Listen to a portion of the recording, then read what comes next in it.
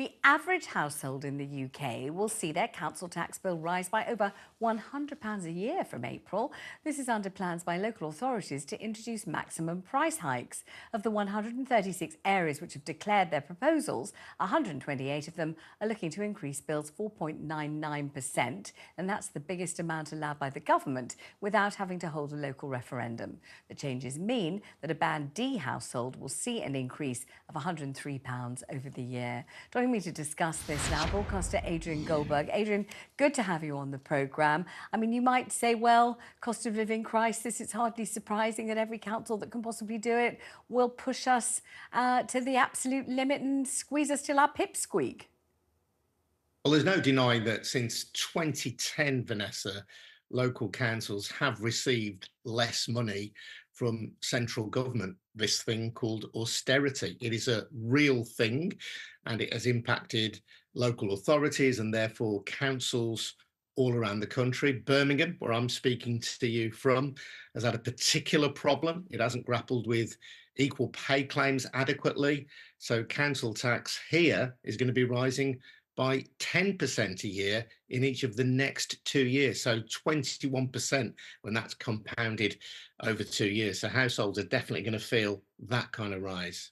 And you know, I've got a list here of councils which are able, because of exceptional circumstances, effective bankruptcy, as you've said about Birmingham, to increase costs by up to 10%. That's Birmingham, as you've said, Woking, Slough and Thurrock, all have been given special dispensations by the government. Will, though, Adrian, an increase of up to 10% mean that households and residents will have their services safeguarded, or will it still be that the councils verging on bankruptcy, already bankrupt, can't give them what they deserve in terms of living quality?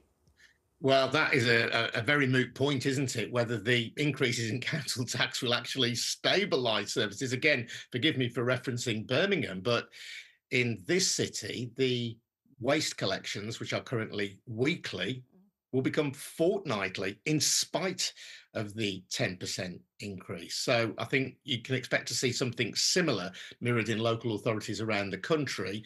Not only do we have increased council taxes, but I suspect, certainly in those councils that have got serious financial issues, I suspect you may see a reduction in services as well. I think taxpayers are going to be hit with a double whammy.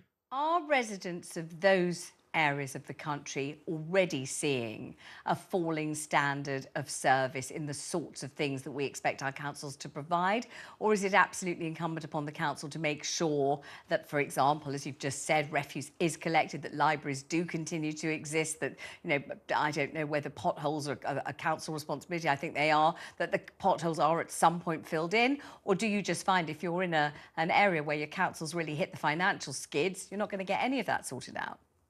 No, well, I think the reality, and I think people will bear this out across other public services as well. I mean, here we are at a time when we're paying more tax collectively than we have at any time in history. We're not getting public services that are better than at any time in history. With local government, there was a particular problem that, recognising the impact of austerity, the government encouraged local councils to become more entrepreneurial, to go out and find different ways of making money. So one of the local councils that's under pressure, Woking, for example, invested heavily in office space and developing a shopping centre in the middle of the town.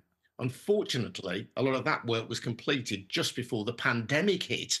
So the demand for office space was significantly impacted by working from home. Obviously, people weren't going out shopping during the pandemic to the degree that they were before. So you've got, each case is different, but you've got local authorities struggling with very real financial difficulties. So that I suspect that for many people listening and watching this, their council tax will go up. The quality of the services they receive, sadly, will continue to decline. I mean, it's interesting that you discuss, Adrian, councils being kind of almost pushed into entrepreneurship, as it's rather optimistically called, by the government, because I remember talking to the chairman of Croydon Council, and they were in the direst possible financial straits, as I'm sure you know, and Croydon Council immensely unwisely decided to go into quite big-time property speculation. But when you ask, you know, who were the people at Croydon Council who were taking these decisions and spending residents' money on speculating on property. Are they, property tycoons? Were they property magnates? Were they great experts on the property business?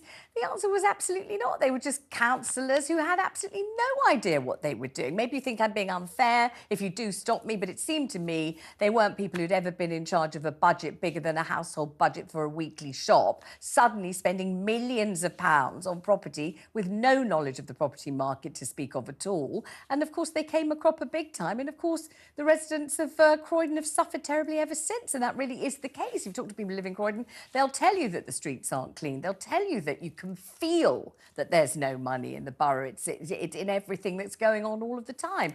Am I exaggerating, or is that fair to say?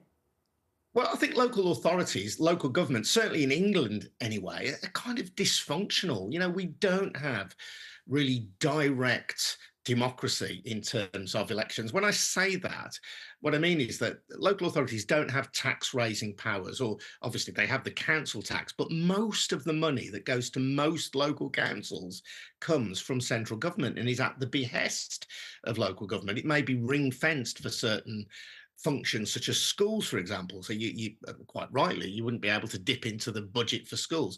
But if austerity, which we've had now since 2010, continues to bite into local council services, and they are told by central government, well, look, if you want to make up the money to maintain services at the level that you've traditionally expected them to be, you've got to go out and be entrepreneurial.